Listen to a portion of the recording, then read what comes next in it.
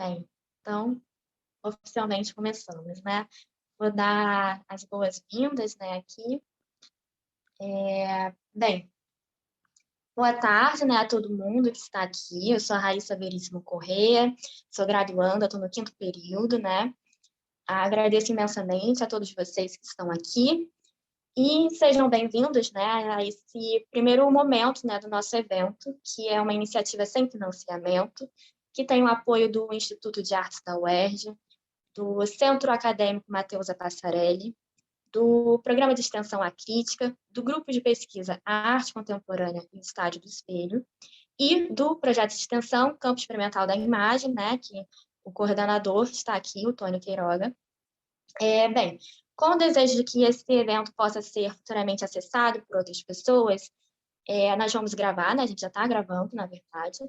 Então, a participação de qualquer um implica numa imediata autorização de imagem e voz, né, para que a gente possa botar esse conteúdo futuramente na plataforma do YouTube do Instituto de Artes da UERJ. Então, agradeço, né, desde já a compreensão de todos vocês. Como hoje é o primeiro evento, né, a gente já está aqui com a Cristiana, mas acho que seria legal contar um pouco de como que veio essa iniciativa, né? Então, o Arte Profissionalização é uma iniciativa discente que surgiu de uma preocupação assim de entender melhor o mercado de arte, né? O mercado de trabalho em arte, melhor dizendo.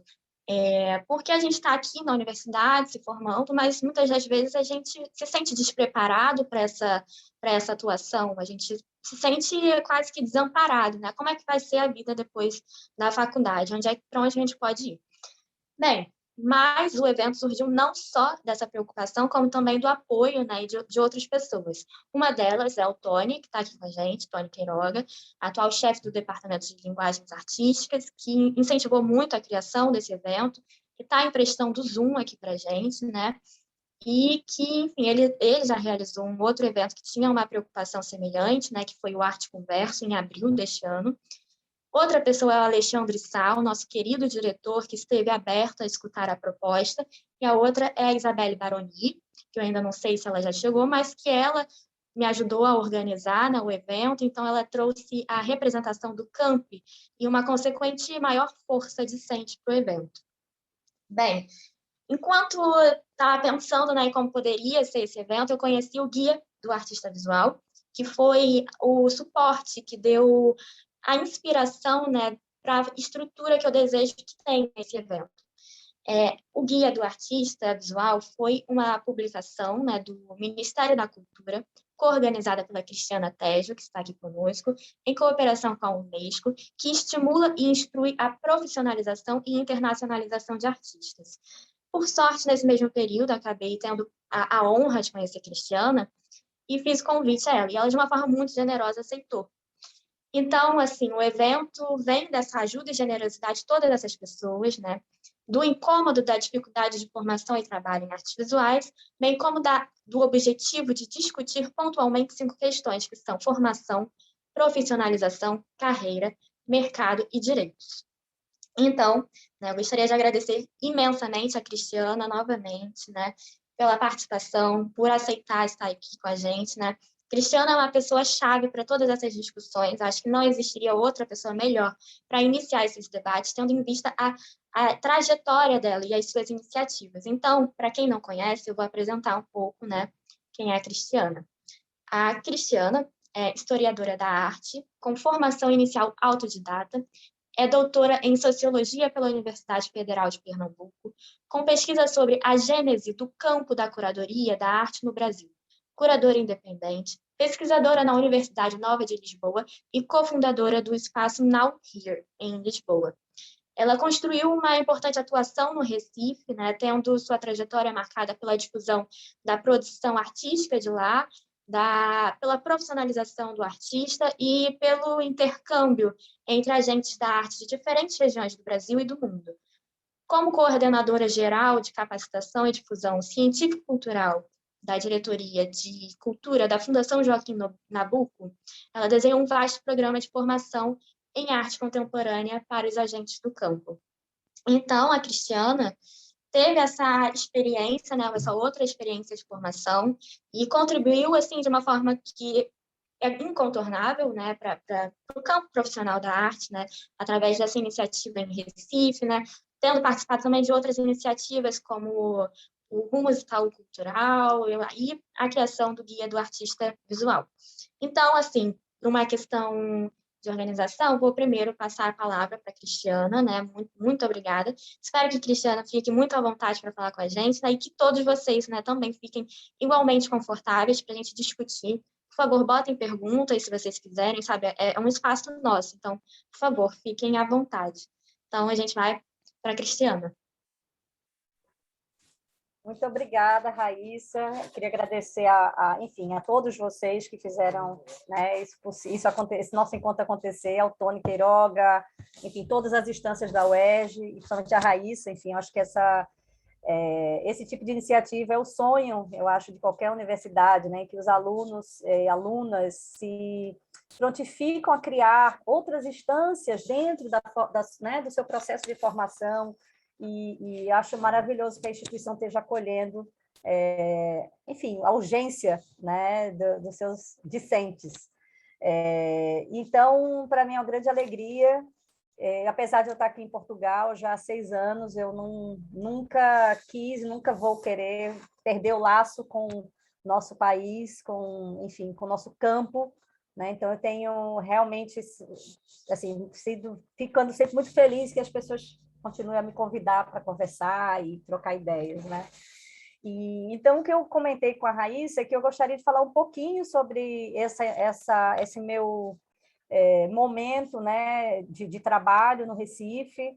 Eu acredito que o fato de eu ter vindo para cá não interrompeu, na realidade, amplificou outras, enfim, abriu outras janelas, outras portas, mas o que acontece é que eu tive essa sorte de estar num momento muito interessante, né, no Brasil e principalmente lá no Recife. Eu acho que o meu entendimento e todo o meu esforço da profissionalização, enfim, né, de criar instituições fortes e redistribuir esses conhecimentos se dá como uma espécie de cadeia também, até porque, como a Raíssa mesmo comentou, eu sou autodidata, né, na arte, eu não fiz mestrado, nem doutorado em artes, nem a graduação, a minha formação sempre foi uma espécie de coxa de retalhos de tudo que passava, né, ali pelo Recife, no final dos anos 90, enfim, até hoje. Então, eu sempre digo que a minha formação se deu nos encontros, né? O fato de não existir na cidade um curso de História da Arte não impediu de eu estar sempre em contato com a própria história da arte, por exemplo, no arquivo do Paulo Bruschi, que é um artista lá do Recife, que tem um arquivo fantástico de arte do Brasil, de Pernambuco, do mundo inteiro, né? Então, eu sempre acredito o Paulo como um dos meus maiores professores. E eu tive lá, enfim, a minha formação em jornalismo, eu descobri a arte em algumas viagens que eu tive a oportunidade de fazer muito jovem, e isso me interessou. Eu não sabia que era possível trabalhar com artes. Bom, vocês terem noção, eu entrei na faculdade em 94. Em 97, no Recife, abre o Museu de Arte Moderna, Luiz Magalhães, que foi, inclusive, uma reformulação de uma instituição que já existia, mas que buscava-se ali ter uma programação mais nacional, internacional, mais profissional. E aí a pessoa encarregada dessa mudança foi o Marcos Lontra, que é um curador carioca. Ele reinaugurou, né? Antes era a Galeria Metropolitana do Recife, e aí virou Museu de Arte Moderna. Eu estava saindo da faculdade nessa época. Na mesma altura, a Fundação Joaquim Nabuco começou a fazer uma série de cursos de História da Arte com professores de São Paulo e Rio, enfim, nomes importantes da crítica de arte e da historiografia da arte, como Jorge Colli, Fernando Cocchiarelli, a Sônia Salstein, a Glória Ferreira, a Lígia Canongia, enfim, eram pensadores que, naquela altura, de fato, representavam enfim, a pesquisa de ponta, né, em História da Arte. Então, o que eu digo sempre é que eu tive essa sorte de estar nesse momento, né? Eu gostava, eu tinha um interesse, e foi se formando no Recife através de várias instâncias, e eu digo instâncias públicas, seja na esfera municipal, estadual ou federal, oportunidades de formação e também de inserção profissional. Então, o fato de eu gostar de arte me levou, por exemplo, a um convite de uma editora muito importante também na minha vida profissional, Adriana Doria Matos, que sabe, também gostava de arte, me convidou para escrever sobre arte no Diário de Pernambuco. Então, eu comecei a escrever sobre arte no diário, as pessoas gostavam dos meus textos, e aí, enfim, foi uma cadeia de situações em que não haviam tantas pessoas no Recife naquela altura com um interesse em arte contemporânea, principalmente, e com um certo repertório, eu diria, né? Só um minutinho que meu filho está aqui. Filho, só um minutinho. Não fala, tá? Pronto, é porque aqui está de férias, tá? Os miúdos estão de férias, todo mundo em casa, são 3 meses de férias, o menino vai ficar aqui até setembro, aqui do meu lado. Mas, enfim, então, para dizer que o Recife, nessa altura, a gente tinha essa... Eu acho que até saiu um pouco do prumo, mas, enfim, voltando, tentando me lembrar ali, final dos anos 90, bom, eu entro no diário, começo a escrever sobre arte, as pessoas gostavam do que eu escrevia, eu estudava muito, pegava livros, eu assistia todas as palestras, tudo que aparecia no Recife, né, como eu falei, dessas instituições, mas haviam outras coisas que estavam acontecendo, salão de arte, enfim, isso, só lembrando, é uma era pré-Google, a gente não tinha internet, as coisas não chegavam assim tão facilmente, então foi uma grande peregrinação minha para tentar entender o que era arte contemporânea, era uma coisa que me atraía, e a partir dessas perguntas eu fui encontrando, fui ouvindo, fui trocando. E, como eu já falei também, o próprio Brusque, eu conheço ele no final dos anos 90, em 99, começo a frequentar seu ateliê, e é ali naquele arquivo que eu vou aprendendo uma outra história da arte também, uma história da arte mais independente, marginal, eu diria até, mais experimental. O fato do Recife ser uma cidade super importante no Brasil, historicamente falando, mas que naquela altura, economicamente, né, havia um déficit muito grande, a gente sentia... quem era jovem gostava de cultura pop, alguma coisa assim, a gente sentia assim que a gente estava meio que no fim do mundo, não acontecia muita coisa, os grandes shows não iam nunca para o Recife, essas coisas. Mas, por sua vez, um movimento como o Bug Beat fez com que a gente entendesse que não era, sabe, a gente também, obviamente, produzia cultura importante, mas o que eu quero dizer é que, mas em artes visuais é diferente, porque artes visuais você requer instâncias de legitimação, a formação é muito mais específica do que a questão da música, por exemplo. Então, a música dissemina-se muito mais rápido do que as artes visuais. Então, na música havia todo o interesse, as pessoas estavam sabendo o que estava acontecendo e tudo. Nas artes visuais havia um campo ainda fechado para o que acontecia fora, muito provinciano, eu diria, muito voltado para si próprio, e sem muitas instâncias, instituições, que eu diria, né, mais profissionalizadas, mais profissionais. Então, praticamente, os artistas tinham que expor em restaurantes ou mesmo nos museus locais, bancando tudo, e, enfim, é uma situação precária, né? Então, em 99, bom, conheço o Brusque e tal. Em 2001, eu passei um ano fora, em Londres, e nessa altura, o curador da Fundação Joaquim Nabuco, que era o Moacir dos Anjos, tinha sido chamado para assumir, tinha sido convidado para assumir a diretoria do Museu de Arte Moderna. E aí havia um espaço que estava, inclusive, em trânsito, uma professora, artista lá do Recife, a Maria do Carmo Nino, que é uma professora muito importante na formação de vários artistas. A Maria do Carmo estava, enfim, ela ia ser emprestada da Federal para lá. Resumindo, não aconteceu, não foi possível.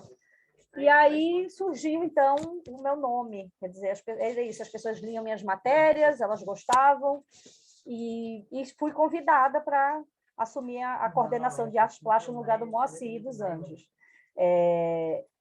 Eu aceitei, eu vi que era uma oportunidade de eu continuar em contato com a arte, porque no jornalismo, apesar de eu estar há alguns anos escrevendo sobre arte, era muito instável.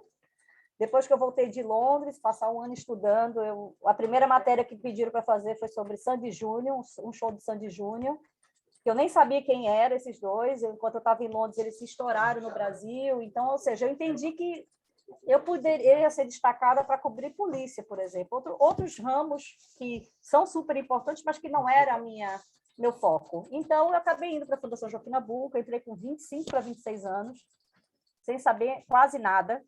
Sabia só o que eu escrevia sobre, né? Mas eu não sabia os meandros da instituição. Eu tive essa sorte de ter pessoas na fundação que já tinham experiência. Um deles foi um produtor que tinha entrado na mesma, um pouco antes de mim, mas ele tinha muita experiência de produção no Museu de Arte Moderna, lá do Recife, o Léo Asfora. Então, foi muito interessante, porque é isso. À medida que eu fui me profissionalizando, isso estava acontecendo no Recife também. Então, enquanto eu ia fazendo os convites, ia fazendo as ações, isso era para eu também usufruía, né? Quer dizer, era uma coisa coletiva, era um momento coletivo. Havia muita contraposição a isso. A maior parte dos artistas sentia que esse novo campo, que se chamava o campo da arte contemporânea, era muito distinto da maneira social com a qual o meio de arte estava acostumado a trabalhar, a agir, muitas vezes calcado em nomes de famílias importantes, em nome enfim, né? Muita questão política também envolvida. Então, eu acho que esses agentes que surgem, o Mosse dos Anjos, eu, e depois outras pessoas que foram aparecendo, desmantelaram um pouco uma forma de atuação, né? E nós, pelo menos naquela altura, eu entendia que o mais importante era a gente criar uma instância em que independia da origem das pessoas, ou seja, se era uma pessoa de uma família quatrocentona, se era uma família de político, enfim, se basear mais na questão do trabalho, da sua ação e menos da sua origem e das suas relações sociais. Então, era essa a ideia.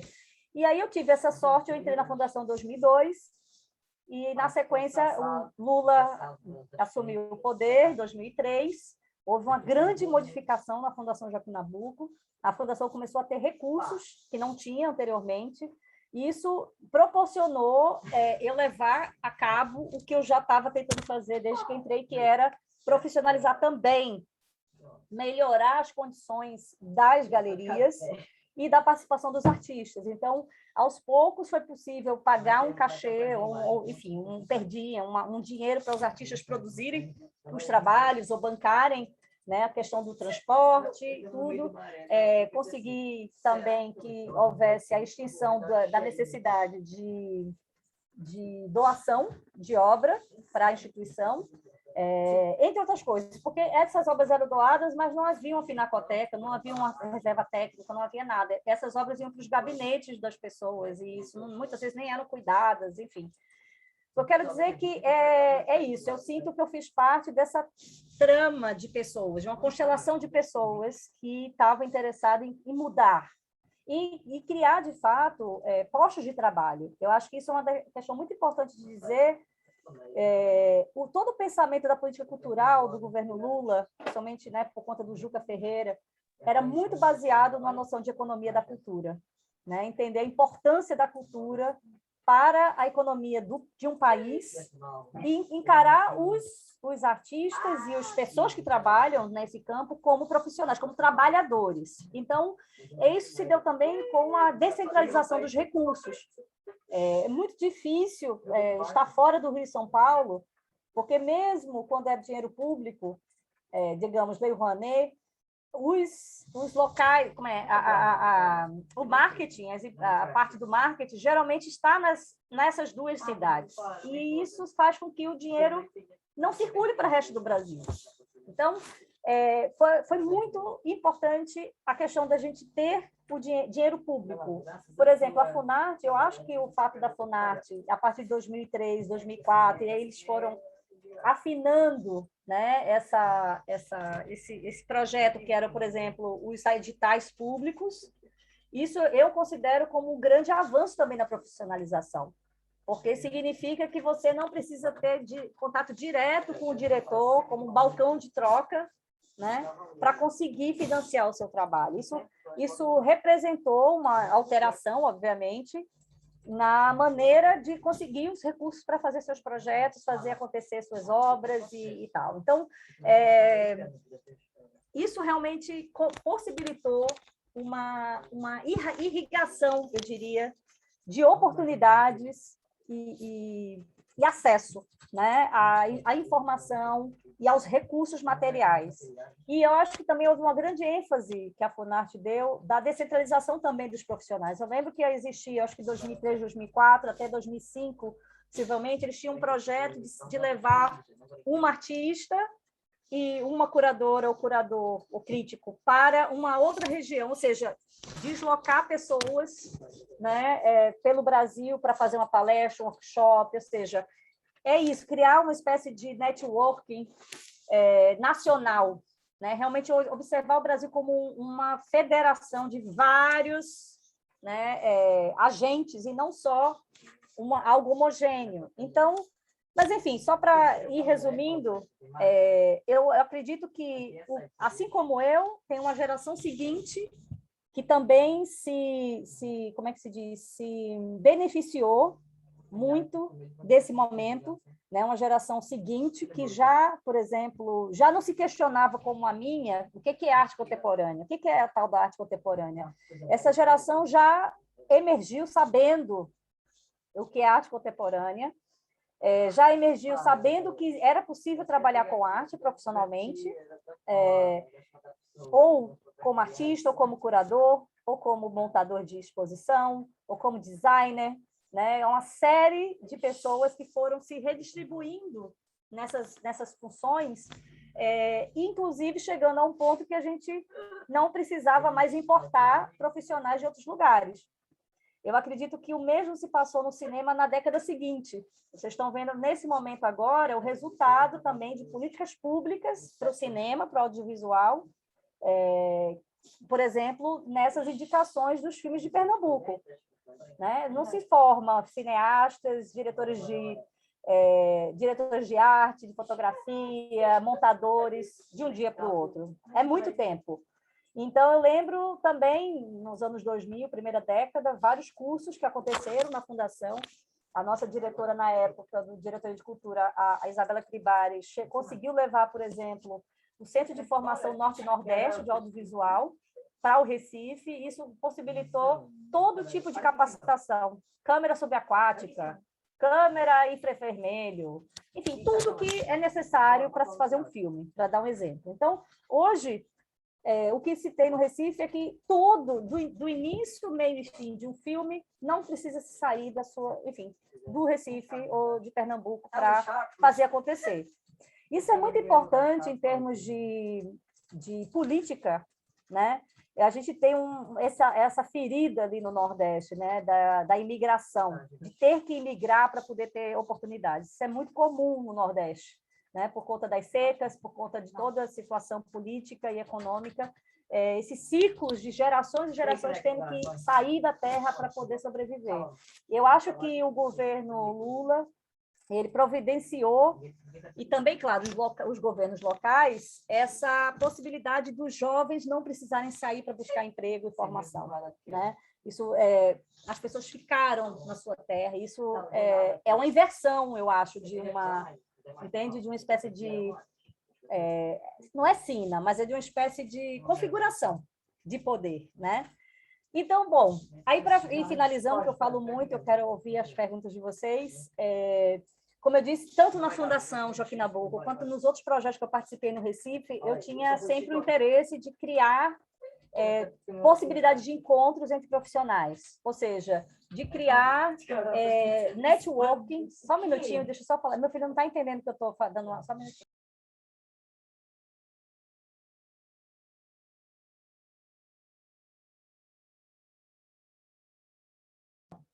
Acho que agora ele entendeu, desculpa. Bom, eu estava dizendo, né, essa questão lá de abrir, na realidade, o Recife e o estado de Pernambuco para outras pessoas, porque há toda uma história de resistência, né, que eu tenho muito orgulho lá de Pernambuco e do Nordeste, uma história de resistência, de subordinação, Isso é super importante. Mas, por outro lado, esse sentimento muitas vezes foi usado para a manutenção do poder das mesmas pessoas. E era isso que eu sentia. Havia uma endogamia ali, entende? Que as pessoas se sentiam muito ameaçadas quando pessoas de fora chegavam. Chamavam de forasteiros. Isso eu não entendia o motivo. Não entendia. Eu acho que a gente sempre ganha quando vem o outro, quando vem o diferente, né? Então, eu sempre achei que era muito importante criar redes de colaboração, de trocas e de networking. A partir do momento que um artista ou uma artista ia para o Recife para participar da Semana de Artes Visuais, por exemplo, fazia amizade com os artistas locais. Isso, lá na frente, fazia o quê? Com que artistas locais fossem convidados para um outro, entende? Um outro festival de arte, por exemplo. Ou no caso dos curadores, as curadoras jovens, a ida de curadores mais experientes tanto trazia perspectivas, né, de formação, quanto contatos profissionais. Então, eu tenho absoluta certeza que hoje a gente consegue medir algo que é tão subjetivo como os contatos, ou como a profissionalização, pelo número de curadoras do Recife, ou que se formaram no Recife, que estão, nesse momento, em lugares de poder. Então, eu posso citar por ordem alfabética, Ana Maria Maia, que hoje está na Pinacoteca de São Paulo, mas foi curadora assistente na Bienal que o Moacir dos Anjos fez, em 2010. A Clarissa Diniz, que está radicada no Rio de Janeiro, já há bastante tempo, acho que há 10 anos.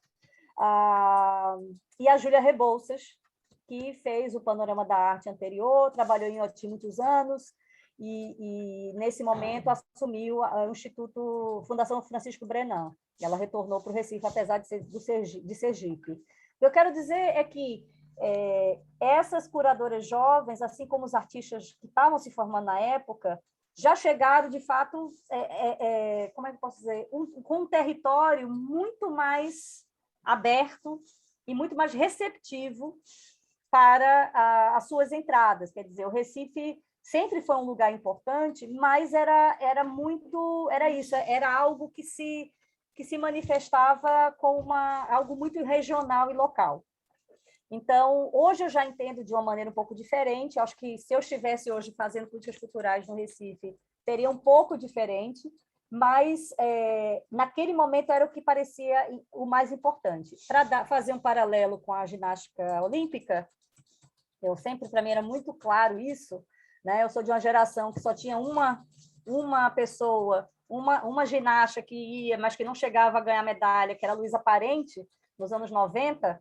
Né? Eu lembro quando eu via a Daiane Santos enfim, os irmãos Hipólito, eu fiquei, nossa, uau! E hoje nem se fala, né? Com as medalhas, com tudo que o esporte proporciona. Mas são 20 anos, né, em que eu me lembro que foi importado professores da Rússia. Enfim, essas pessoas que mais ou menos que inventaram até, né, esses esportes para orientar e formar esses atletas. Então, são muitas décadas até você ter uma medalha de ouro. Isso não é feito com uma pessoa só, né? É uma rede, e são ações que são continuadas. Então, é mais ou menos isso que eu enxergo com relação ao campo da arte. Quer dizer, é importante, claro, uma pessoa transforma muita coisa, mas é incrível quando esse desejo ele é respaldado por políticas públicas, entende? Nesse momento, vocês são uma geração muito jovem, então, inclusive uma geração que está aí, vai se formar no mundo pós-pandêmico, pós-Covid, é um mundo totalmente novo para todos nós. São outros desafios, né? São outros desafios, com o mundo online, por exemplo, essa questão do virtual, seja os museus, as exposições, até as vendas online, tudo isso é muito diferente. Mas o que eu quero dizer é que há sempre um coletivo, né? Há sempre um coletivo. Então, acho sempre importante a gente lembrar que profissionalizar requer várias instâncias, vários agentes, né? Agora, com certeza, é importante, eu acho que aí eu entro no guia, né, o guia do artista visual, Foi um desejo... Bom, isso foi uma chamada pública do Ministério da Cultura, quando ainda existia, já foi era pós-golpe, foi na época da Temer. Houve uma chamada pública e a Mônica Esmanhoto, que é uma conhecida amiga minha de muito tempo, ela trabalhou muitos anos na plataforma Latitude, que é uma plataforma de galerias, a maior parte do Rio e de São Paulo. Ela trabalhou muitos anos no projeto da Apex, de exportação da arte brasileira, enfim, era um projeto amplo. Então, a Mônica teve a ideia de a gente formar uma equipe para concorrermos a essa chamada. E aí fomos, enfim, a organização da Mônica, a Daniela Abrahamson, Daniele e eu. Então, e depois fomos trazendo para perto a Cristiane Olivieri, entre outros profissionais que têm experiência em outras dimensões da arte, né? Por que fazer esse guia? É imprescindível mapear e mostrar sistematicamente como funciona o mundo da arte. É uma maneira de empoderar os artistas, ou seja, entendendo como se dá o funcionamento, os artistas e as artistas podem eleger caminhos, podem traçar estratégias, podem, como é que se diz, sair um pouco até de uma certa ingenuidade, né? E não serem tratados, não serem manipulados tão facilmente. Apesar de que, por exemplo, principalmente na instância do mercado, é sempre muito subjetivo, não há uma regra muito clara, não é evidente, são poucos os agentes que realmente têm o poder de alterar valores, mas a gente pensou como a gente pode traduzir de uma maneira muito simples toda essa engrenagem que é complexa para quem não faz parte dela, né? Então, essa era uma maneira da gente irradiar um conhecimento, inclusive, eu acho que todas nós, assim, tanto a Mônica, a Daniele, eu, a Cristiane, todo mundo participou no guia, todos nós ganhamos muito impulso profissional na época das políticas públicas. Então, já que há esse desmonte, entendemos que essa era uma oportunidade da gente deixar algo, quase um testemunho do que a gente aprendeu durante esse tempo todo, né? Então, é um material que era para ser sempre baixado livremente. Há um tempo atrás, eu entrei no site, não existe mais Ministério da Cultura, e tinham tirado do ar o guia, eu não sei onde está agora, mas a ideia é que sempre estivesse acessível, né, às pessoas. Mas é mais ou menos isso, acho que eu já falei muito, quero ouvir as dúvidas de vocês. Eu estava comentando um pouco antes da gente começar que esse guia foi feito em 2018, antes do fim do mundo, né? Então, ele está ali, enfim, todo o mapeamento, inclusive o nome de instituições, de residências, artistas e tal, tudo isso pode estar defasado, porque, de fato, muita coisa foi suspensa, foi extinta, está acontecendo de outra maneira, mas eu considero que ele agora, como é que se diz? Agora tem uma zona base ainda, né? Nem tudo foi alterado. Talvez o interessante seja no futuro, daqui a 1 ano ou 2, quando tudo ficar um pouco mais assentado, né, dessa mudança toda, talvez a gente possa pensar numa atualização desses novos desafios que o mundo da arte, que o mundo todo está enfrentando com a crise pandêmica, né? Mas é um pouco isso, assim, em linhas gerais. Mas eu estou aqui querendo muito que essa segunda parte seja a partir do que vocês trazem, de perguntas, de dúvidas, de inquietações, observações. Eu gostaria muito que todo mundo botasse perguntas, né? Muitíssimo, mas eu acho que então eu já vou começar fazendo assim, uma pergunta.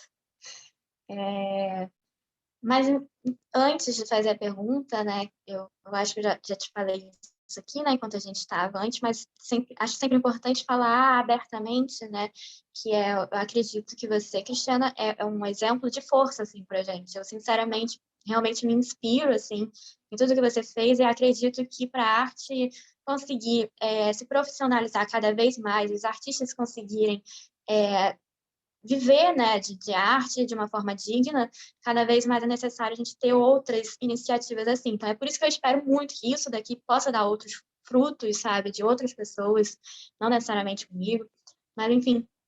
E eu fico pensando, assim, eu já tinha separado antes do evento mais 7 perguntas, mas eu fico assim, a primeira eu acho que eu faria seria é um pouco assim, a gente que está começando, né? A gente que está na faculdade, às vezes tem um sentimento assim, quase que de querer escutar um conselho de alguém, o que é muito difícil, né? É muito difícil dar um conselho, porque quase que uma coisa no escuro, assim, a gente não sabe muito bem, precisa ir tateando, e por isso que o guia foi muito importante, né, porque ele dá uma luz, assim, de como que as coisas acontecem, mais ou menos. Mas eu fico pensando que de lá para cá muitas coisas mudaram, né, em questão política nem se fala, né, o mundo mudou depois da pandemia, e eu fico, assim, enquanto graduanda, querendo escutar um pouco, assim, caramba, quais são os possíveis caminhos, assim, é um pouco assim do que o que a gente pode fazer, né? Eu acho que para continuar esse movimento de profissionalização é cada vez mais a gente dar retorno, né? Continuar essas iniciativas que você já fez, mas, por exemplo, para a gente mesmo assim, quer ter isso como uma vida profissional, como que a gente pode pensar depois de tantas mudanças políticas e, enfim, no mundo? Nossa, é muito louco isso, né? Porque na realidade não tem resposta. Vocês, assim, eu acho tão fantástico. Eu sempre fico muito emocionada de ver o quão incrível é a geração de vocês, assim, o quão claro, qualquer geração vai ter suas batalhas, vai ter suas lutas, né? Mas vocês estão agora entrando na vida adulta num momento caótico, né? Um momento muito delicado da história, que eu acho que talvez só a geração que estava ali estou falando do século XX para cá, que estava ali nos anos 60, né, entrando no mundo profissional na ditadura militar. Eu acho que a gente está vivendo um hecatombe, né? O desmantelamento é muito, muito diferente. Quando eu estava na faculdade, era ainda no governo FHC, a Faculdade Federal, a Universidade Federal de Pernambuco, então, eu acredito que todas as universidades federais carecia de muito investimento, né? A gente não tinha, por exemplo, no departamento de jornalismo, era uma câmera de fotografia, uma de televisão para todos os alunos, havia um desmonte, né? Mas mesmo assim, a gente tinha uma perspectiva de melhora.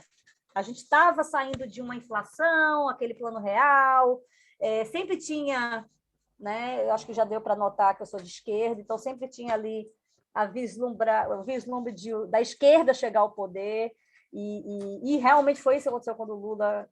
Foi um momento muito especial e que a gente achava que era natural que isso iria acontecer, para, a partir daí, mais revoluções, né, mais estruturais acontecessem. Então, eu sinto um luto ainda sabe, por todo desmonte. Eu lembro, foi ontem, né? Foi ontem que existiam os pontos de cultura, que existia... O que eu quero dizer, foi ontem que essas políticas culturais todas, e políticas, inclusive, da educação, estavam florescendo, né? Então, é outra perspectiva. Era uma visão realmente cor-de-rosa, talvez, né? De que essas transformações jamais voltariam atrás. Então, é um desencanto. Eu acho que agora, bom, depois de uns anos de muito luto, porque é muito triste você ver, né, algo que foi lutado, e sangue, suor e lágrimas de tantas pessoas, né, de tantas gerações, e com a canetada, uma assinatura, enfim, vai para o ar, né? Então, mas eu acho que vocês já crescem, já nascem e crescem com um vocabulário muito mais rico, de luta, inclusive. A internet e as redes sociais proporcionam articulações como essas, né, que às vezes não estão só no nosso escopo territorial, ou seja, o território mais próximo. Então, acho que é uma geração muito mais preparada para a luta, né, do que talvez a minha. A anterior, não, os meus pais é que enfrentaram a ditadura. Eu nasci na época da ditadura, comecei a estudar no final da ditadura, mas realmente, não posso dizer, a minha vida adulta foi muito privilegiada por estar nesse momento do Brasil, né? Mas vocês estão, assim, é isso do Brasil, né, em termos institucionais, e essa mudança, esse grande mudança aí do digital que está acontecendo, ou seja, os trabalhos de arte cada vez mais estão se pautando no impacto visual, ou seja, é o que pode ser mostrado no Instagram, por exemplo, né? É diferente de um tempo em que você realmente precisava estar próximo do objeto e, enfim, são muitos os desafios, mas eu acho que uma coisa não muda. Todos nós temos que ter nossos valores, né? Nossos pontos incontornáveis e negociáveis, ou seja, o território do sonho e do desejo. Isso todos nós, todas as gerações têm, né? No caso de vocês, eu acho que a guerrilha ela pode se dar numa esfera internacional e global muito mais facilmente do que na minha geração e com certeza do que na geração anterior. Então, eu acho que a articulação, o poder de articulação, de reverberação hoje é muito maior, né, do que há 10 anos atrás, há 15 anos, há 20 anos atrás. Então, vocês aqui, na realidade, vão reconstruir, claro, todos nós vamos ajudar, mas vocês são jovens, têm a força e tem também, vocês estão criando a linguagem do novo mundo, né? Nós somos coadjuvantes, mas os protagonistas são vocês que já nasceram digitais, né? Então, eu acho que é sempre importante ter uma espécie de solidariedade intergeracional, né? É a experiência de quem já viveu outros momentos com a perspicácia e a sensibilidade de quem está construindo agora, né? Então, são outros desafios. Eu acho que o maior é lidar com essa questão do avanço do neoliberalismo, né, no Brasil, e a extrema-direita ela vem, né, ela está nesse processo aí impulsionando também o neoliberalismo, e é essa situação que, para pessoas de outras gerações, o confinamento da arte só como commodity. Eu tenho observado, não tenho ainda, como é que se diz? Eu não tenho ainda uma avaliação muito aprofundada, mas eu tenho observado plataformas de venda de arte que se pautam em algoritmos. Enfim, há plataformas internacionais que estão encontrando artistas pelo Instagram através de algoritmos, de especificações do trabalho, que às vezes é o tamanho, é a técnica, isso tudo para criar, como é que se diz? Isso tudo para investimento de colecionadores que, na realidade, querem o lucro. Então, eu quero dizer que é tão diferente, né, de 20 anos atrás, quando a gente estava ali, o mercado estava aquecendo, o mercado de arte estava se internacionalizando e a esfera pública estava também se fortalecendo, ou seja, havia um equilíbrio mínimo entre a esfera pública e a privada. Nesse momento, é só a privada, é só a esfera privada, é só o mercado de arte. Entende? Então, há uma mudança muito grande de paradigma de atuação. Então, assim, é muito comum a gente ver, por exemplo, curadores e curadoras que, no final, não tem uma pesquisa, mas tem uma presença digital sexy, muitos, enfim, seguidores e vendem produtos e anunciam, e, enfim. É muito diferente da minha época, né? De 20 anos atrás, quando eu comecei. Totalmente diferente. Então, acho que o alerta só é esse, quer dizer, claro que o mundo está mudando, mas a gente está diante de uma bifurcação muito clara. Quer dizer, o capitalismo foi o que nos trouxe até aqui, nessa hecatombe que a gente está vivendo, né? Nos mananciais naturais, enfim, é esse tripé: capitalismo, colonialidade e patriarcado. Ou seja, a pergunta é como vocês, né, como jovens artistas, e possivelmente alguns de vocês pode até não seguir fazendo arte, no sentido de ser o artista ou a artista, mas talvez trabalhar na gestão pública ou trabalhar no mercado de arte. Mas, enfim, como, então, vocês vão articular a ética, entende? Os valores que cada um de vocês tem nesse contexto, né, de disputas assim absurdas. A gente volta a ter fome no Brasil, pessoas voltam a morrer de fome no Brasil, algo que para mim era impossível que acontecesse novamente. E, ao mesmo tempo, tem os bilionários que estão indo viajar, fazer viagem pelos, sei lá, plataformas espaciais aí, né? São esses abismos aí, são esses abismos. Então, eu acho que a principal questão é a questão dos valores éticos. Que luta vale a pena, né? Quais são as lutas que valem a pena? E também essa questão do coletivo, né? Quer dizer, como, então, criar redes fortes que possam alterar as estruturas. Eu não sei se eu respondi a tua pergunta, mas eu acho que são perspectivas muito diferentes, né? Eu agora concordo com você. Uma coisa que é recorrente no Brasil é o seguinte: quem trabalha com arte, no final, é sempre um militante, porque é tudo contra no Brasil, você trabalhar com arte e cultura. É sempre tudo contra. Né? Eu lembro muito, o Brusque sempre diz que ser artista já é um ato político, você ser artista num país como o Brasil. É tudo contra, entende? É muito difícil. É muita persistência que tem que ter para continuar trabalhando, porque não de fato, uma linguagem. Agora mesmo os artistas, professores, educadores, tudo está sendo perseguido. Parece que a gente é muito perigoso, né? Nós somos pessoas perigosas para esse sistema neoliberal e da extrema-direita. Então, não sei, não tenho uma resposta, mas eu acho que é entender que é luta. É muita luta sempre. Sim, eu acho que é a luta, sim. Mas, às vezes, eu fico me perguntando assim, porque a arte experimenta, né, desde a sua, sim, na sua natureza mesmo, assim, aspectos que são, assim, do capitalismo mais bruto mesmo, assim. Então, lógicas neoliberais de trabalho, que, por exemplo, o independente, na verdade, não é porque é independente, né, às vezes é só porque não tem um lugar de atuação. Então, essa questão agora do Instagram, né, que, enfim, tem sido uma discussão constante, né, de como isso tem cobrado uma presença do artista e de todos os outros que estão trabalhando com arte, entre outras questões, assim, que às vezes eu fico me perguntando, assim, enquanto graduando, que é como lidar com isso, assim, profissionalmente, junto com a luta, né? Para trazer outras coisas que eu acredito que a luta traz para a posteridade, né? Então, por exemplo, você fez, acho que isso impactou e continua influenciando e impactando hoje, né?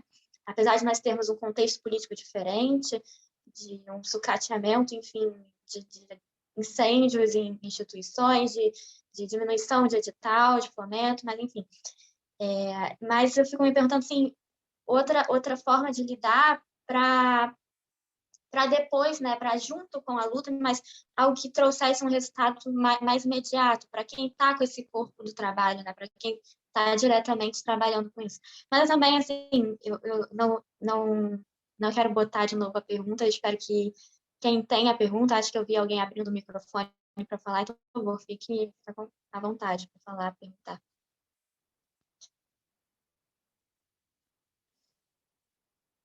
Então, acho que não era o microfone. Mas, enfim, eu fico pensando nisso, né, Cristiano, assim, que parece ser mais complicado, assim, nesse momento de lidar com o corpo de trabalho, de ser trabalhador, né?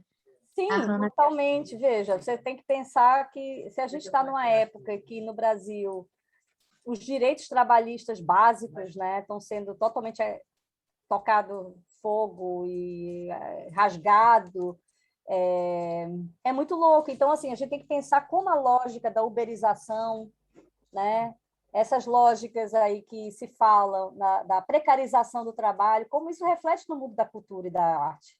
Vocês têm sempre que observar, porque o campo da arte ele não é alheio ao mundo, né? O artista está sempre inserido no mundo. E essa questão dessa troca é como as células, né? O oxigênio, o gás carbônico. Então, e como você falou, Raíssa, quer dizer, não existe artista independente, existe artista. Todos nós somos codependentes, há uma interdependência. Né? Isso aí é o meu lado sociológico que vai dizer. Quer dizer, na sociologia, não, o que se entende? Nós somos seres sociais, nós dependemos uns dos outros. E não há como você ser totalmente independente. Você pode ter uma certa autonomia, mas numa cadeia de interdependência, em que um acaba afetando o outro. Por isso que é sempre importante a gente pensar no coletivo e na coletividade, porque nós fazemos parte disso, né? Até às vezes como resposta contra, mas nós estamos atendendo a esse todo social, no qual e é o tempo em que a gente está inserido também. Então, é muito delicado. Então, a gente precisa entender como essas lógicas estão, nesse momento, impactando na educação da arte. Às vezes, é a falta de educação na arte, isso é também uma ferramenta para fragilizar uma possível escolha, seleção, e entender também como, então, e até a profissionalização pode ser algo que é revertido contra o artista. Eu quero dizer que está tudo muito diferente e está em disputa e suspensão nesse momento. Né? Mas, assim, o Instagram, até quando vai existir essa plataforma Instagram? Né? Quem está lucrando com esses algoritmos? Quem é? Então, assim, o Zuckerberg, ele que está mandando hoje. Toda essa questão, né, dos golpes estão acontecendo. Não é à toa que o Zuckerberg foi chamado para depor no Senado dos Estados Unidos. Então, assim, eu acho que politizar isso tudo é sempre importante. Quem está lucrando, quem está mandando, até que ponto nós, de fato, temos autonomia numa plataforma como o Instagram, ou até aqui no nosso Zoom, que, de repente, né, com a pandemia, estourou ali acho que, né, valorizou não sei quantas mil vezes mais. Então, como é que somos, o que nós fazemos e quem somos nós nessa teia aí? E vocês, principalmente, né, que estão começando. Mas eu acho que a Hannah quer fazer uma pergunta ou uma observação. Pronto, agora. Estão me escutando, né? Que eu fico na dúvida se eu consigo ativar o microfone ou não. Não, é mais um comentário, porque eu sinto a Raíssa, como ela está na graduação ainda, né? Desculpa, me apresentando, Hannah, eu estou falando aqui de Olinda, sou mestranda de design da Federal aqui de Pernambuco. Eu acompanhei Cristina Tejo, quando ela estava lá na Fundagem, era incrível, eu consegui participar dos cursos, era uma briga para conseguir vaga, mas enfim. Eu acho que, tipo, a Raíssa, ela fala de um lado que eu entendo muito, que é, tipo, a gente vê como está a situação de arte no país e você olha assim, tipo, certo, o que é que eu vou fazer, então? E só para, talvez, trazer um pouco de esperança para tu, Raíssa, eu não sei se tu conhece o pessoal da Propágulo, daqui de Recife, que os meninos começaram na própria graduação de arte e design, e eles montaram essa revista de arte com o próprio pessoal da Federal e outros artistas jovens que eles estão conhecendo. Eles conseguiram fazer uma rede tão grande que eles estão... Eu acho que começou com crowdfunding para montar a primeira revista. Eu estou falando isso, mas eu não tenho certeza, porque eu peguei já o bonde andando, mas hoje em dia você pode fazer assinatura, eles promovem cursos, eles conseguiram, acho que alguma das revistas, eu acho que foi a segunda ou foi a terceira, eles lançarem pelo Funcultura, que é o fomento daqui de Pernambuco. Então, eu acho que, tipo, a gente vai criando, a gente vai hackeando as instituições, a gente vai hackeando essas possibilidades, e quanto mais a gente se junta, a gente consegue, que é o que a Cristiana está falando, que quanto mais a gente se junta, a gente faz esse networking, até mesmo com o pessoal da própria graduação, com artistas que não estão no quadrado social que é a instituição de ensino também. Tipo, eu entrevistei há 2 semestres atrás uma artista muito poderosa daqui, que é a Oruaura, e ela é uma artista trans daqui. Ela fez, eu acho que só ela terminou o ensino médio há pouco tempo, aí a gente até tentou fazer um grupo de estudo com ela para ver se ela se animava para fazer o Enem, para porque para também ela se sentir empoderada de estar também nesses espaços de ensino, porque também tem essa questão, tem muito artista que, tipo, é muito jovem e não se sente acolhido pela academia. Eu acho que também faz parte de nós, acadêmicos, também chegarem nesse pessoal, chegar nesse pessoal, tipo, puxar eles, que quer fazer, quer entrar para a academia, entra, também não quer, tá tudo certo, mas tipo, essa comunicação é o que vai dar gás também para a gente. Não sei se eu estou dando alguma esperança, mas eu acho é uma via, sabe? Tipo, e acaba sendo sempre isso, pessoal. Eu trabalhei na fundação como designer e eu editei um livro que se chama falando de audiovisual, na parte de audiovisual, sobre a broderagem do cinema pernambucano. E eu acho que também é muito por isso, a gente tem essa coisa de juntar os amigos para conseguir fazer as coisas, porque às vezes a gente não vai conseguir sozinho, e porque se a gente ficar dependendo de edital e de uma ajuda de fora, de uma instituição, às vezes não consegue. Então, a gente se juntando é até mais fácil conseguir outras ajudas e botar a cara, a tapa mesmo, e pedir ajuda, e é isso mesmo. Acho que é isso que eu queria falar. Não, total. Primeiro que eu fiquei muito feliz, né, de saber que você é de Olinda. Eu fiquei assim, gente, a Cristiana tinha me perguntado, vai ser só o pessoal da UERJ graduando? Sim, vai ser só, tem umas 40 pessoas no grupo, mas acho que bem menos, devem vir umas 10 pessoas, bem menos. Olha, eu não sei como eu cheguei aqui, para ser sincera. Com certeza foi pelo Instagram, mas eu não sei se eu sigo vocês da UERJ ou se alguém compartilhou alguma coisa e eu me inscrevi no WhatsApp e hoje de manhã eu recebi a mensagem do WhatsApp e eu fiquei assim, tipo... Ai, gente, eu me lembro disso, mas quando foi que eu me inscrevi nisso? Adorei, hackeando o sistema. Chega, oi, pessoal, sou lá da Federal de Pernambuco, sou de...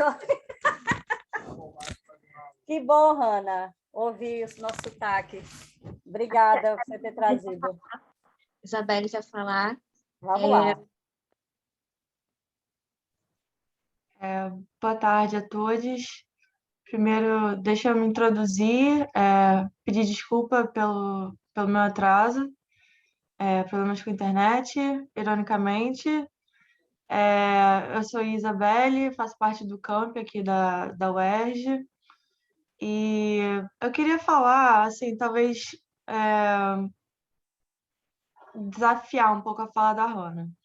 Eu não sei se isso é hackear o sistema, usando o sistema, assim, porque foi pela instituição que você fez seus contatos e chegou onde chegou. Eu não sei se é hackear o sistema. O que acontece? O meu olhar é o Instagram chegou e não vai a lugar nenhum.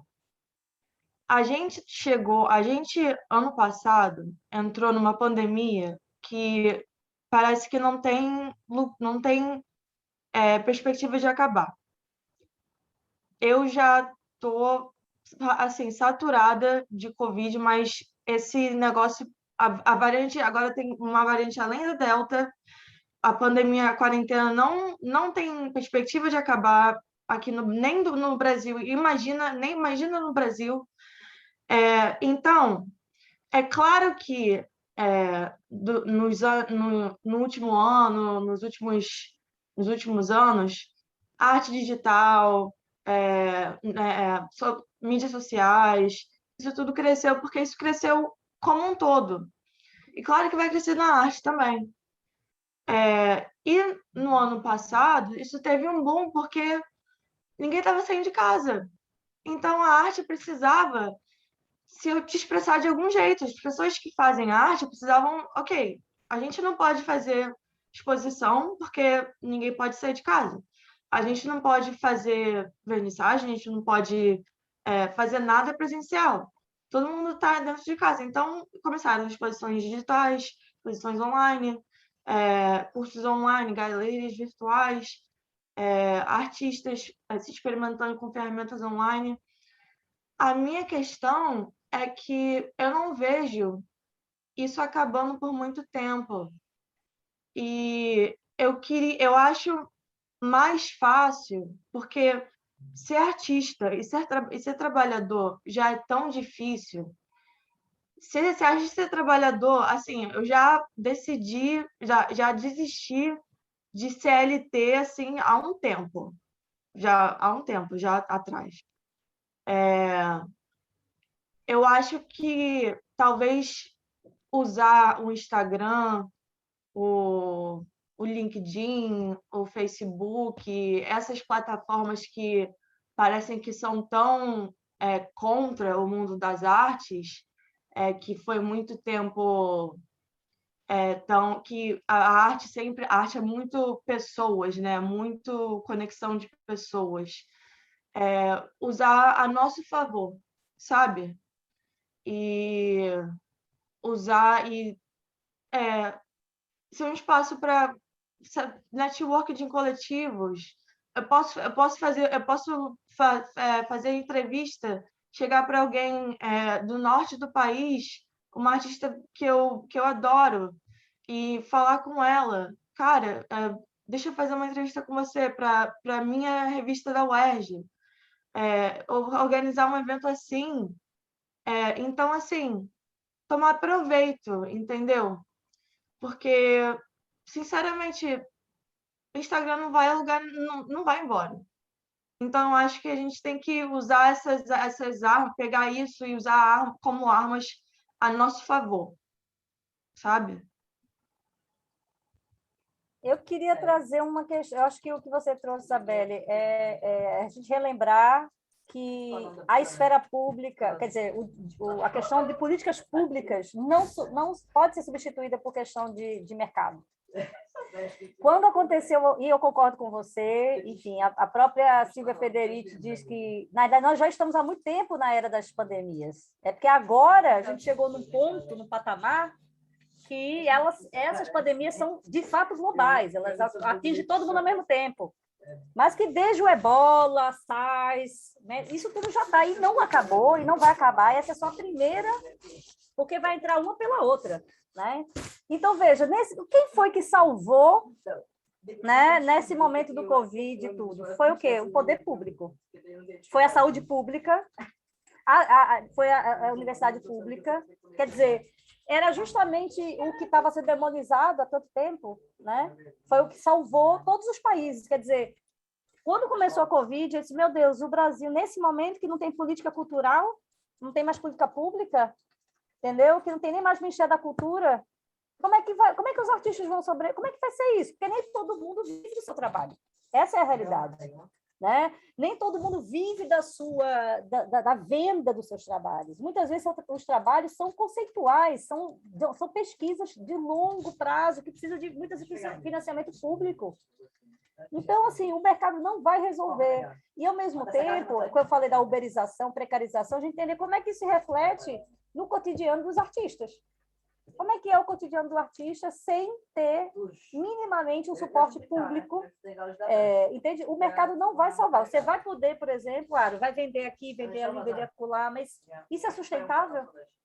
Então, assim, não que antes tivesse, isso quer dizer que no momento desse de pandemia, a gente vê o quão importante é o sistema público e é a transparência do acesso ao dinheiro. Porque, veja, uma coisa que sempre, quem dizia muito era o Paulo Sérgio Duarte, disse assim, o Brasil não é um país pobre, o problema é a distribuição desse dinheiro. O dinheiro tem muito dinheiro. A questão é a distribuição desse dinheiro.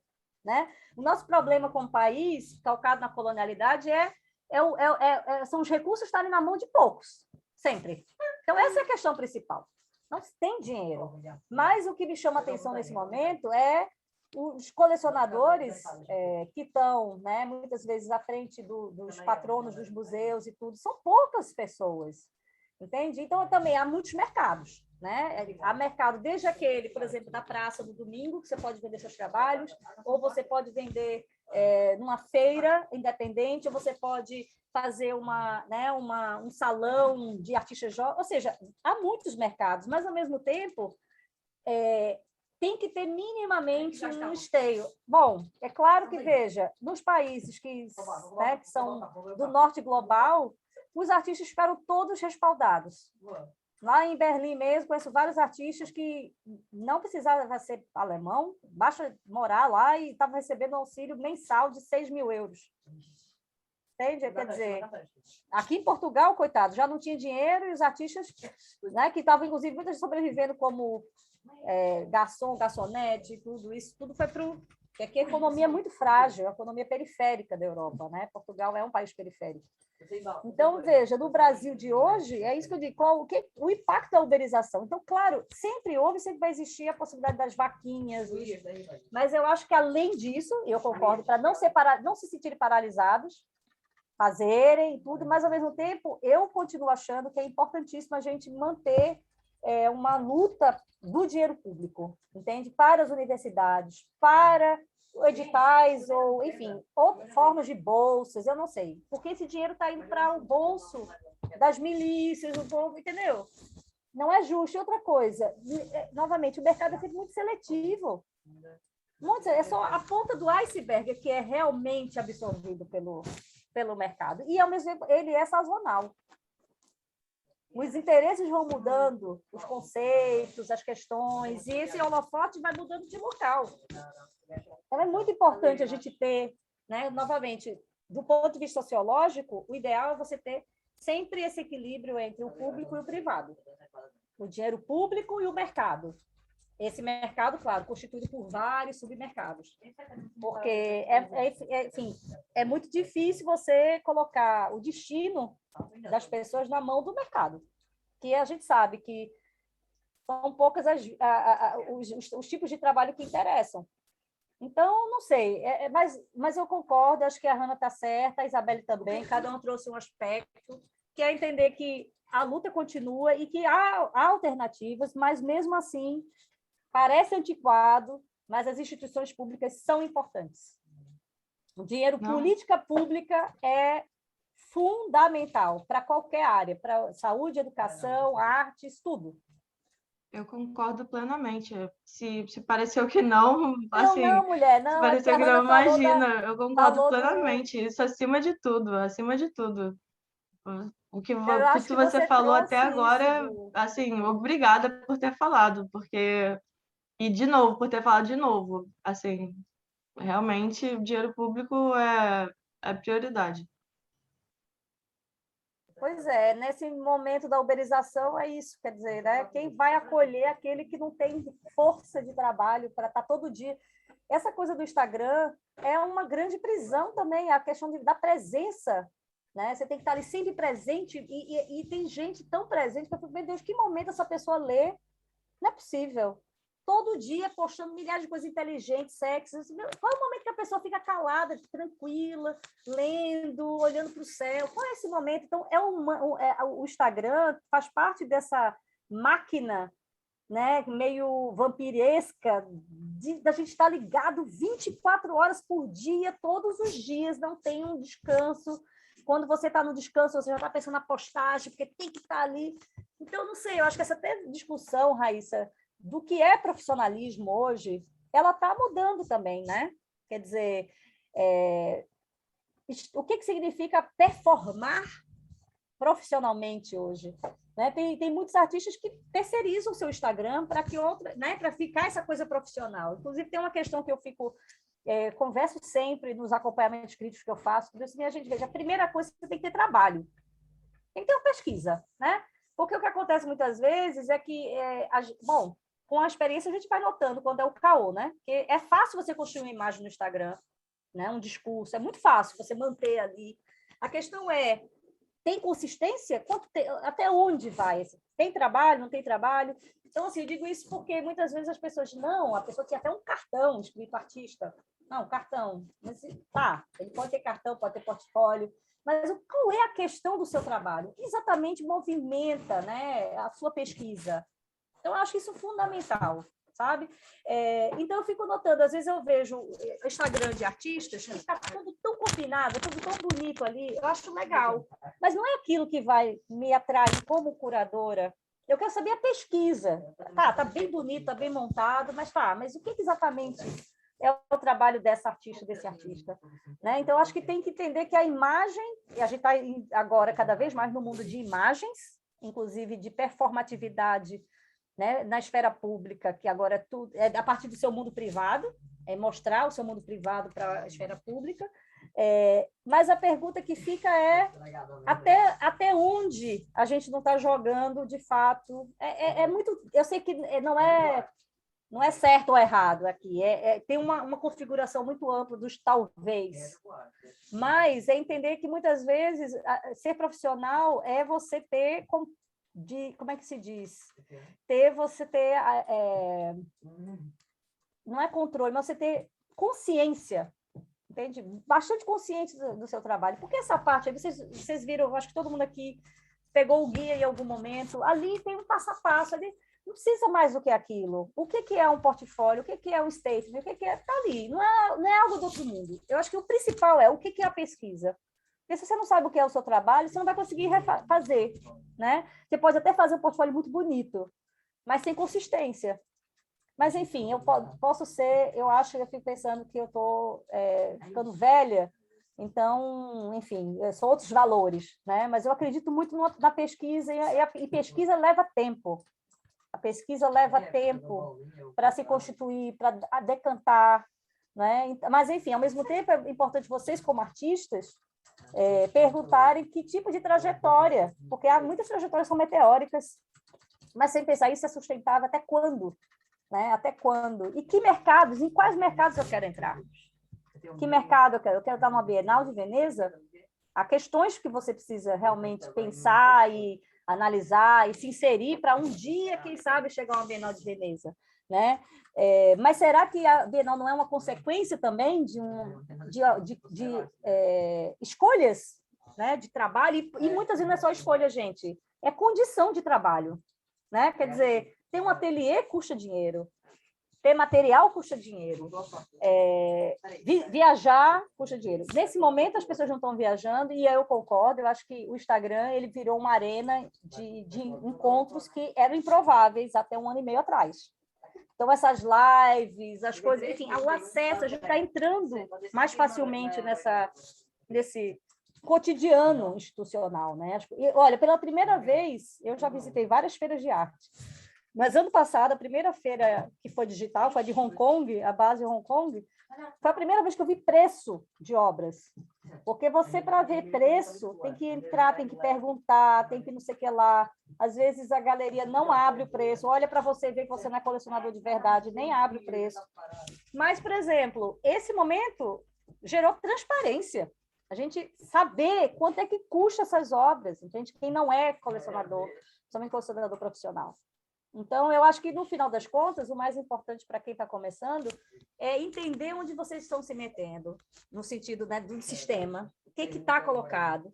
Como eu disse, eu acho que está um pouco defasado o nosso guia, mas a base está ali. Ao mesmo tempo, o que significa esse momento da uberização do mundo, da precarização nas artes, como isso impacta o acesso de vocês aos recursos que vocês precisam, e assim vai. Mas eu acho assim, como eu disse a vocês, como eu sou de uma época que era muito difícil chegar à informação, assim, circular livros, era tudo tão caro, você realmente tinha que viajar, não tinha, né, livraria Cultura, livraria da Travessa que entregava nos cantos, é tudo muito mais demorado.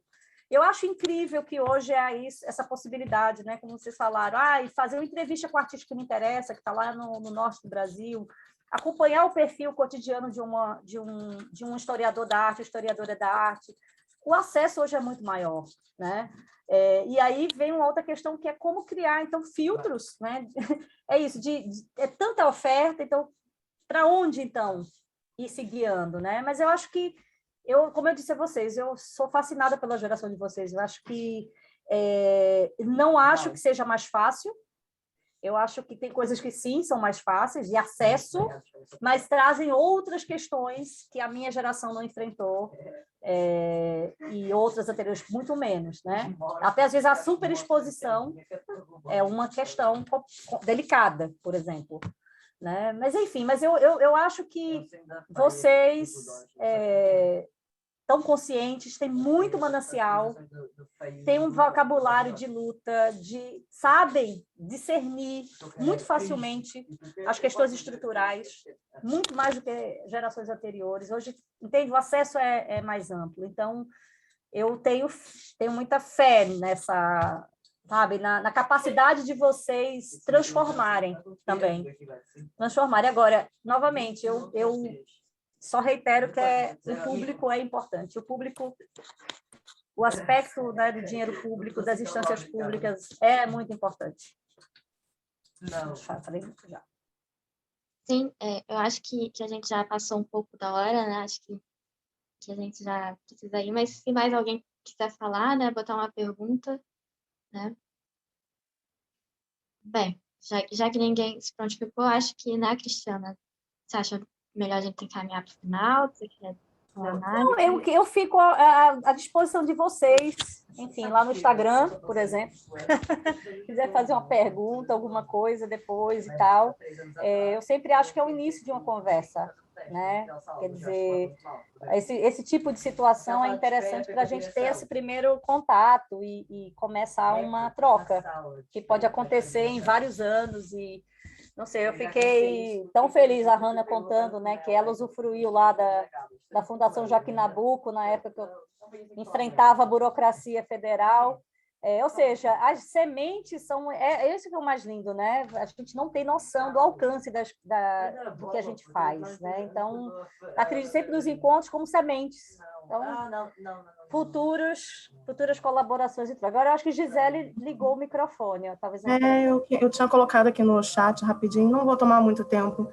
Na verdade, eu nem tenho uma pergunta, né, formulada agora, cheguei bem atrasada, não peguei sua fala, infelizmente, peguei o finalzinho dela, mas já foi muito bom, assim, né? E melhor ainda que você disse agora, que está aberta, né, para a gente continuar acessando, né, assim, e continuar essa conversa, porque era justamente um pedido, assim, né, que eu ia fazer.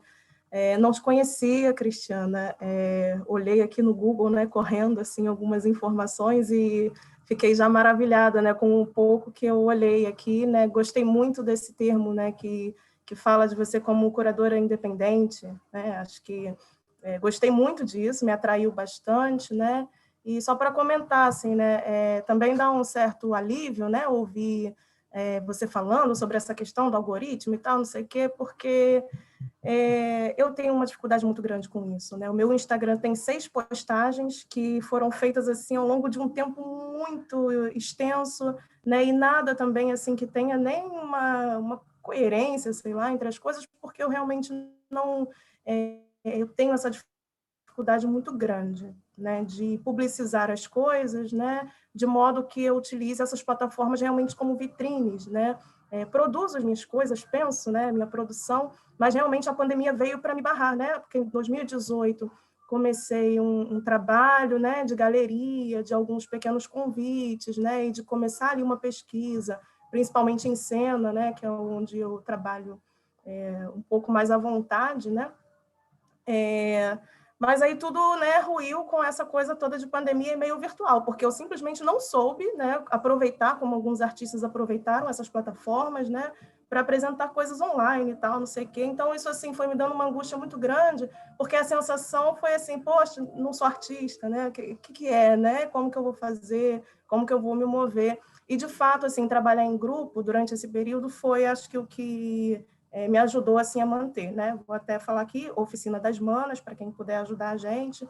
É uma coisa que a gente ainda está pesquisando, né? Eu e algumas amigas, está ainda muito numa pegada também de trabalhar mais didaticamente, pedagogicamente, mas a gente tem estudado, né? Assim, como se colocar como artistas, né? Como artistas que têm uma um desejo de pensar também a educação, mas através de um fazer artístico, porque a gente não descola uma coisa da outra, né? Uma pesquisa dentro de uma sala de aula, uma performance em educação é também o nosso trabalho, a nossa pesquisa enquanto artistas.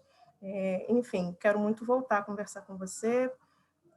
Agradeço assim esse espaço, tá? Eu vou procurar aqui o link correndo do nosso canal. Não, né? adorei, Gisele. Olha, é isso, olha, você me deu assim a chance para falar uma coisa que no final novamente, como eu sou lá do Nordeste e veio no mercado de arte no Nordeste é muito incipiente, né? Talvez essa foi a dimensão que esse momento da profissionalização mais demorou. Criou-se toda uma cadeia, inclusive galeristas mais profissionalizadas e em contato com mercados internacionais, mas os colecionadores, essa foi uma parte mais delicada. Então, só para dizer, o que eu quero dizer é o seguinte, que eu estou acostumada a lidar com justamente de um lugar em que a comunicação e as questões são muito mais difíceis, entende? Os códigos não circulam tanto quanto num lugar como o Rio de Janeiro. Então, só para dizer o seguinte, eu estou acostumada a trabalhar com artistas que dá mais, sem imaginar, né, de uma diversidade tão grande, desde aqueles e aquelas que sabem, que sempre sacaram e foram atrás, aqueles outros que sequer sabem fazer um portfólio, mas não significa que eles não sejam artistas. Tá? Então, o que eu acho complexo hoje é notar que curadores e curadoras muitas vezes se baseiam apenas nos sites das galerias, tá? E na presença na internet. É isso hoje. Eu entendo que nesse momento pandêmico é realmente difícil visitar ateliês, né? É muito difícil, mas eu quero dizer que o trabalho, a ética do trabalho da curadoria tem que sempre ir além do mercado e além do que está fácil. E como pesquisadora também, eu posso lhe dizer, inclusive uma das pesquisas, né, que eu venho desenvolvendo já há 3 anos, por conta de um projeto de uma historiadora da arte daqui, a Júlia Lamoni, que é Artistas e Educação Radical na América Latina, nos 60 e 70, e é justamente para analisar essa interação e inter-relação assim, totalmente simbiótica de artistas mulheres que também eram educadoras, e quando muitas vezes o trabalho artístico era a sua prática pedagógica. Eu quero dizer que assim, tudo é tão mais amplo do que o mercado. Quer dizer, às vezes é isso, levam 6 décadas para as pessoas entenderem e abarcarem o trabalho de certo ou certa artista. Por isso que eu digo a persistência e a luta de continuar fazendo é o principal, porque é tudo... Veja, se você olhar historicamente, é tudo cíclico. É cíclico. Então, nesse momento, que bom, finalmente, artistas mulheres, artistas negros, trans, que ótimo. Já ocorreu, só que agora eu espero que a mudança seja realmente estrutural, que não fique como uma moda, como um momento, né? Mas o que eu quero dizer é o seguinte, esse holofote do mercado, que aí a gente pode dizer, inclusive, o mercado no sentido mais amplo, esse mercado simbólico, né? Não só aquele de compra e venda das obras, mas a questão da legitimação, né? Da apreensão histórica dos trabalhos, é tudo assim muito sempre incipiente, sabe? É tudo muito pontual. A gente tem que realmente levar um tempo, muitas vezes, para perceber a importância de certo tipo de prática. Então, para dizer o seguinte, continuar fazendo o que vocês fazem. Claro, isso não significa estar fechado às críticas e ao mundo lá fora, mas, assim, nem sempre o reconhecimento acontece nesse momento em que, né, que os artistas e as artistas ainda estão jovens e estão fazendo. Então, assim, as trajetórias são muito, a maior parte das vezes são muito irregulares. Então, por exemplo, para você ter noção, o Paulo Bruschi, que como eu disse a vocês, foi um grande mestre para mim, ele começou a ter galeria em 2009. Em 2007, eu tentei comprar uma série de trabalhos para o Mamã, um museu onde eu fui diretora. Queríamos ter ali um núcleo de obras do Paulo Bruschi. Ele nem, assim, o valor das obras, ele nem tinha noção, assim, porque ele não vendia a obra, não era, entende? Ele sobrevivia ele foi funcionário público durante muitos anos. E ele foi funcionário público justamente para manter essa independência, dele fazer o que ele quisesse em termos de arte. Então, de repente, veja, eu nunca achei que o Brusque fosse um artista, não fosse tão artista por não ter galeria, por não vender. Para mim estava muito óbvio quando eu entrava no ateliê dele que, entendeu? Ele é histórico, aquilo ali não precisava o mundo ocidental olhar para ele. Tá claro que ele era. Mas o que eu quero dizer é o seguinte, hoje, infelizmente, eu já ouvi artistas dizendo que curadores disseram, e pesquisadores, que se você não tem galeria, você não existe como artista. Isso não é verdade. Não é verdade. São muitas as instâncias, né? E isso é muito pontual, tá? Sempre. Né? O poder de certos galeristas e tal. Então, é isso. Entender o jogo é muito importante para vocês saberem como vocês querem jogar e até onde é possível vocês jogarem. Entende? Então, mas enfim, persistência. E é isso, se juntar e fazer e acontecer. Então, eu, assim, como eu já disse, eu não me sinto seduzida por um Instagram todo bonitinho, todo arquitetado. Se não tem trabalho, tem ali uma ideia, uma imagem, mas não é isso que vai, para mim, como curadora, não é isso que vai me engajar, entende? Então, só para dizer que eu acho que às vezes é até fácil você fazer uma coisa assim. Agora, ter trabalho mesmo, um trabalho consequente, e ali você notar que tem uma pesquisa, mesmo que seja ainda incipiente, iniciando, isso é outra questão, né? Mas, enfim, eu não sei se ajudei mas siga, e depois vai aparecendo, manda alguma coisa, faz algumas coisas no Instagram e tudo, mas só enquanto está tendo a pandemia, e as pessoas não podem circular tanto. Vão vir outras, mas a gente vai criando, talvez, novos códigos de sociabilidade até lá, até acabar o mundo, né, de vez, enfim, a Terra explodir, sei lá o quê. Chegar o meteoro, os alienígenas, não sei.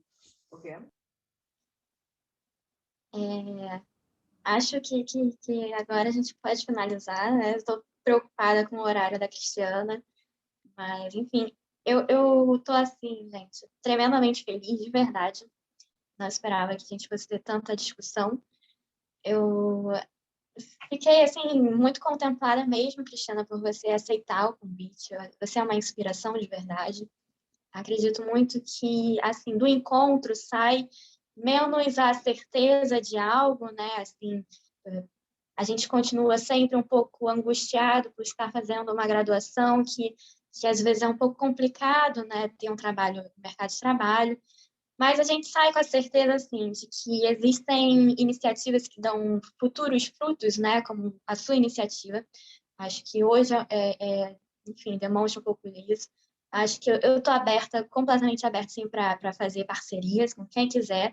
Quem me conhece, assim, tipo, desde o início da graduação sabe que eu estou sempre envolvida em criar iniciativas lá para a faculdade, para outros lugares. Então, acredito, assim, muito na nossa força enquanto graduandos, enquanto artistas. Eu acho que o guia do artista visual foi um importante parâmetro, né, de empoderamento, como a Cristiana disse, né, porque nos explica esclarecidamente como é que funciona.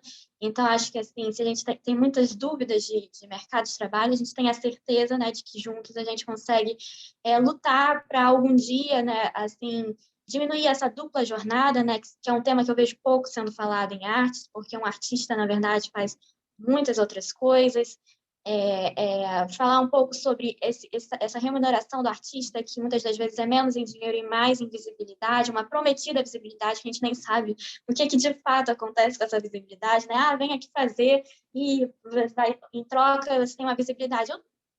Onde está essa visibilidade? Eu não sei. Mas então fica assim, né, a certeza disso. Muito obrigada mesmo, Cristiana, muito, muito, muito, novamente, sim. Eu, quando fui fazer essa mini bio, eu fiquei assim, caramba, como ser justa e botar tudo que ela fez, né, é sempre difícil, resumir, é sempre difícil, enfim, mas estou muito feliz mesmo, e, novamente, muito obrigada ao Tony, que cedeu o Zoom, que está desde o início incentivando muitíssimo, né, essa iniciativa, e, enfim, gente, no próximo mês, quem vai estar com a gente é o Alexandre Sá, que é o nosso diretor. Enfim, a Alexandre é outra inspiração minha. A Alexandre tem um currículo, assim, que, enfim, é gigante, então, com certeza, ele é uma pessoa que vai falar muito bem sobre formação para a gente, também por ser o nosso diretor, né? A gente vai divulgar ainda as datas e os horários lá naquele mesmo grupo. Naquele grupo do WhatsApp, onde vocês receberam o link, eu vou deixar aberto por um tempinho para vocês botarem os links que vocês quiserem, que pediram aqui no chat. Enfim, outras pessoas, a Cristiana não soube, né, porque mandaram no privado para mim, mas que tiveram que sair por causa do trabalho. Mas, enfim, então eu agradeço por você ter deixado a gente gravar, que assim, essas pessoas que não tiveram oportunidade, com certeza estarão participando dessa discussão. Enfim, gente, vamos, por favor, né, continuar esses movimentos. Quem quiser dar oficina, fazer alguma coisa assim, chega junto, fala comigo e vamos fazer isso juntos. Muito obrigada. Eu agradeço muito o convite, é tão bom ver o entusiasmo, né, de vocês, como eu disse, é o futuro, né? A gente faz o que pode na época que, enfim, é claro, eu acho que sempre é o nosso tempo, né? Não tem que, na minha época, sempre enquanto você está vivo é o seu tempo, mas quem está desbravando esse novo momento é quem está saindo da faculdade, quem está fazendo a faculdade, enfim. Então, eu fico tão feliz de ver essa articulação e ver, né, essa preocupação de vocês. É lindo, é lindo. É o sonho, eu acho, qualquer professora, a pessoa vê essa pulsação, né, da inquietação dos alunos. Então, eu queria agradecer muito essa oportunidade de trocar com vocês e, enfim, sentir um pouco essa pulsação daí da juventude brasileira do nosso país. Obrigada, Tony, pelo apoio, prazer imenso. E eu disse, estou no Instagram, então podem ir lá falar. Às vezes eu demoro um pouco para responder, porque é uma confusão a vida, mas estou disponível para a gente continuar a conversa. Sim, sim. Beijos e fiquem bem.